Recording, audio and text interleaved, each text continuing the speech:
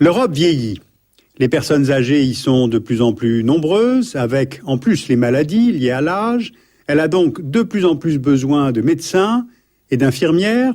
Et pour ces métiers qui sont difficiles, qui sont mal payés, l'Europe va de plus en plus chercher ses personnels soignants ailleurs, et particulièrement sur le continent africain. Donc je vais tenter aujourd'hui de vous décrire les mécanismes de ces mouvements migratoires.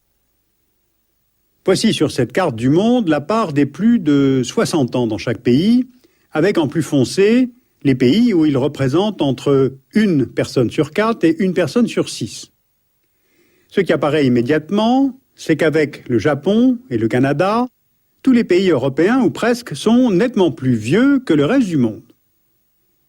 Essayons d'être plus précis en regardant la pyramide des âges de l'Europe. Voici celle de 2010.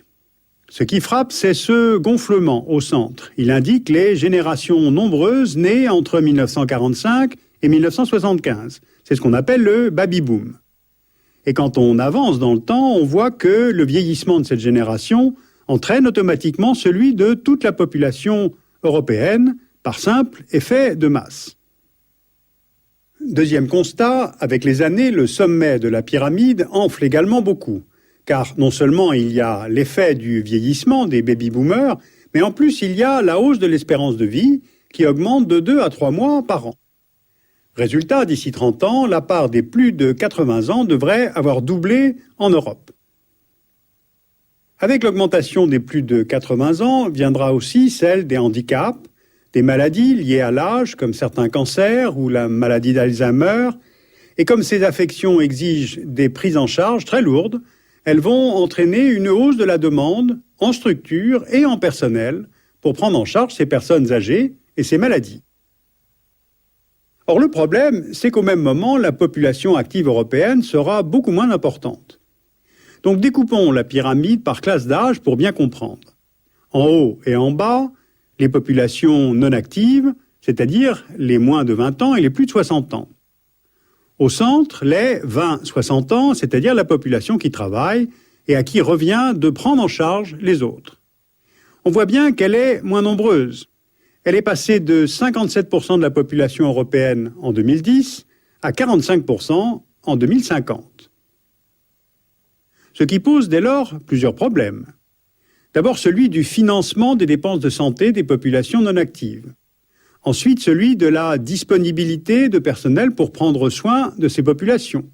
Surtout qu'on assiste à la désaffection des métiers d'aide à la personne, comme les infirmières ou les aides-soignantes.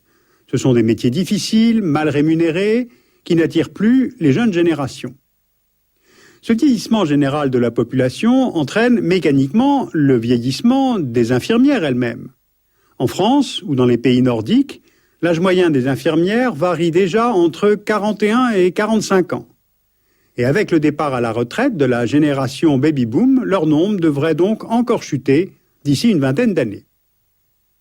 Prenons concrètement le cas du Royaume-Uni pour voir comment le problème se pose, car sur ces questions-là, le Royaume-Uni est un très bon exemple. Voilà typiquement un pays européen touché par la pénurie d'infirmières.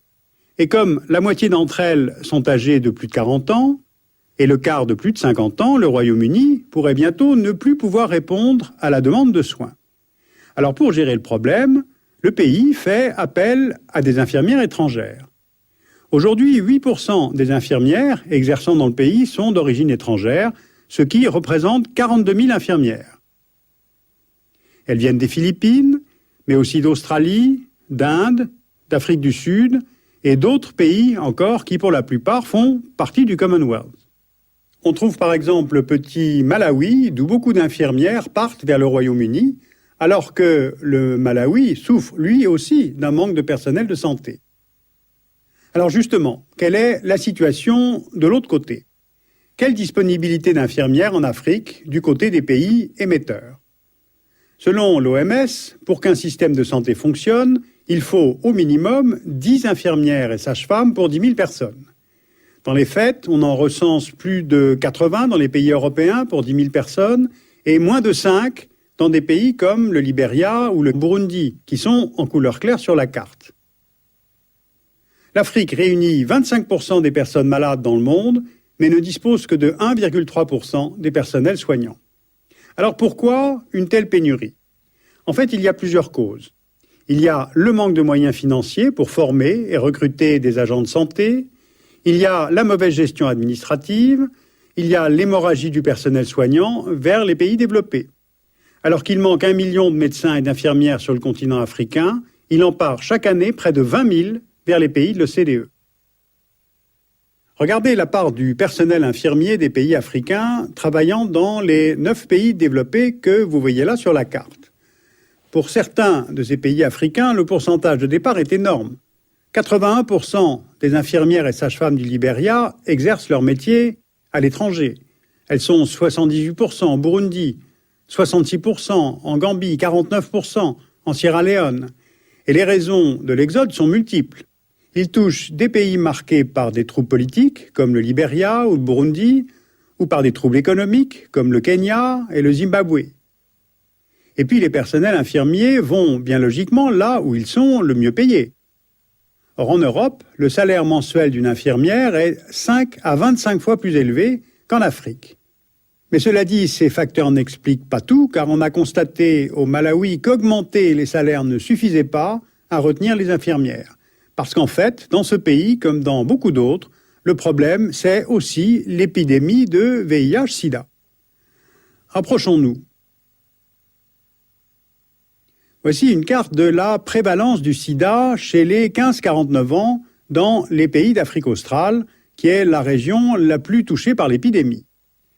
Dans ces pays, l'épidémie devient à la fois une cause et une conséquence de la pénurie d'infirmières, car elle désorganise complètement le système de santé, par la demande de soins des malades, qui alourdit considérablement la charge de travail des agents de santé, par le manque de moyens et de médicaments adaptés, qui décourage les soignants et les incite en fait au départ, et enfin par l'exposition du personnel médical lui-même au risque d'infection accidentelle, surtout dans des structures où souvent les conditions de sécurité, la qualité du matériel et la formation du personnel sont souvent insuffisants. Résultat, des milliers d'infirmières africaines partent chaque année à la recherche de meilleures conditions de vie et de travail, vers les villes, vers le secteur privé, puis vers les pays plus développés. Eh bien, c'est ce qui se passe au Malawi, où plus de la moitié des postes d'infirmières ne sont pas pourvus. Bien, alors quel bilan peut-on tirer de ce vaste mouvement des migrations? Pour les pays européens qui manquent de personnel de santé pour prendre en charge leur population vieillissante, le bilan est positif. Les infirmières étrangères leur offrent une solution flexible et puis financièrement avantageuse, car la formation d'une infirmière européenne est en moyenne 10 fois plus coûteuse que celle d'une infirmière africaine. Mais du côté des pays africains, en revanche, la facture économique de cet exil est lourde. Déjà, ils perdent le montant investi dans la formation du personnel, puis au départ des infirmières correspondent des postes vacants, et donc des malades qui ne sont pas soignés.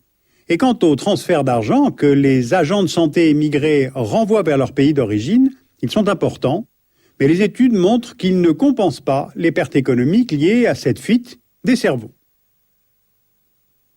Donc si on fait un peu de prospective démographique, on voit que d'ici 40 ans, en 2050, l'Europe aura perdu 35 millions d'habitants. Un Européen sur 9 aura alors plus de 80 ans. Donc on peut imaginer la demande d'aides-soignantes, d'infirmières et donc probablement de migrants qu'une telle évolution va entraîner. Sur la même période, l'Afrique, qui compte aujourd'hui environ 1 milliard d'habitants, va doubler sa population. Et bien là aussi, on mesure la pression qui va s'exercer sur les économies africaines et sur les systèmes de santé pour répondre aux besoins de ces pays en médecins et en infirmières. Et bien voilà qui devrait nous aider à réfléchir différemment à la politique de l'immigration choisie. Vous pouvez lire ce rapport de l'OCDE sur les politiques de santé, les personnels de santé dans les pays de l'OCDE, comment répondre à cette crise imminente. Vous pouvez lire l'Afrique face à ses défis démographiques, dirigé par Benoît Ferry, aux éditions Cartala et Agence française de développement. La revue Altermonde sort un hors-série sur la réalité des migrations, construire des ponts et non pas des murs. Et puis vous avez cet atlas historique de l'Afrique, écrit par Jean Joly, aux éditions de l'Harmattan. Vous pouvez retrouver Toutes ces références sur le site du dessous des cartes, et puis aussi des ouvrages en langue allemande, donc sur le site arte.tv.